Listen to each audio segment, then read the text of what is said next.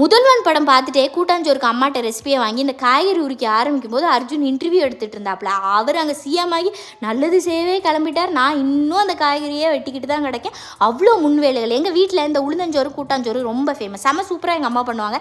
திடீர்னு நான் வாட்டி பண்ண என்ன காரணம்னா, காய்கறி இந்த கீரைலாம் நிறைய இருந்துச்சு. இது போக பட்டாணி வேறு வாய் பார்த்துட்டு இருந்துச்சு. சரி எல்லாத்தையும் உள்ள தூக்கி போட்டு, நியாயப்படி பட்டாணினா கூட்டாஞ்சோறில் போட மாட்டாங்க. என்ன போட்டால் எங்கள் அம்மா சண்டைக்காக வர போகிறாங்கன்னு ஃப்ரிட்ஜில் இருக்க பாதியை தூக்கி போட்டாச்சு. இன்றைக்கி நான் மட்டும் தான் வீட்டில். சரி கம்மியாக பண்ணால் போதும், 1 டம்ளர் அரிசி 1 டம்ளர் பருப்புன்னு எல்லாத்தையும் கழுவி கொஞ்ச நேரம் கழித்து எடுத்து பார்க்குறேன். அச்சய பாத்திரம் மாதிரி 500 பேருக்கு சாப்பிட கொடுக்கலாம் போல். அங்கே அவ்வளோ சோறு. மசாலா காணாதோன்னு பார்த்தேன். ஆனால் எல்லாத்தையும் போட்டு இறக்குனா கரெக்டாக தான் இருந்துச்சு.